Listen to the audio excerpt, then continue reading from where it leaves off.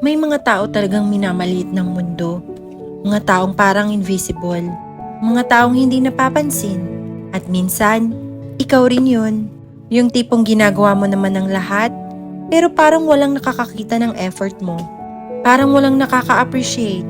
Parang kahit gaano ka magsumikap, wala pa ring nangyayari. Ganito ang kwento ng isang janitor. Araw-araw siyang pumapasok ng maaga. Habang tulog pa ang karamihan, hawak na niya ang kanyang walis. Habang ang iba ay nakaupo sa opisina, siya naman ay naglilinis ng kalat ng ibang tao. Minsan pa nga, hindi siya pinapansin, hindi binabati, hindi tinitingnan sa mata. May mga pagkakataong parang mas mababa pa ang tingin sa kanya kaysa sa basura ng kanyang nililinis. Masakit, pero tahimik lang siya. Hindi siya nagreklamo, hindi siya sumuko, dahil may pangarap siya. Hindi para yumaman agad, hindi para sumikat, kundi para mabigyan ng mas magandang buhay ang kanyang pamilya.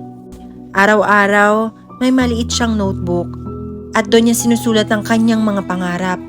Habang nagwawali siya, natututo rin siya, nagbabasa ng libro, nakikinig sa mga motivational talks, nag-aaral ng negosyo, unti-unti, hakbang-hakbang, kahit pagod na pagod. Kahit minsan gusto niya niyang sumuko, patuloy pa rin siya dahil alam niyang ang tagumpay ay hindi nakabase sa kung saan ka nagsimula. Nasa pagpapatuloy yon kahit mahirap. Lumipas ang mga taon, marami pa ring nang mamaliit. Marami pa ring nagsasabing, janitor ka lang, wala kang mararating. Huwag ka nang mangarap. Pero hindi niya pinakinggan dahil minsan, ang pinakamalakas na boses na dapat mong pakinggan ay ang boses ng sarili mong pangarap. Hanggang sa dumating ang araw na nagsimula siyang magnegosyo. Maliit lang, walang kasiguraduhan, maraming pagkakamali, maraming beses na lugi. Pero hindi siya tumigil dahil alam niyang bawat pagkatalo may kasamang aral.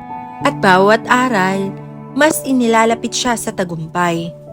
Hanggang isang araw, unti-unting lumago ang kanyang negosyo. Dumami ang customers, dumami ang opportunities, at dumating ang panahon na ang dating janitor ay naging milyonaryo. Hindi dahil sinuwerte siya, hindi dahil mayaman ang pamilya niya, hindi dahil may connection siya, kundi dahil hindi siya sumuko.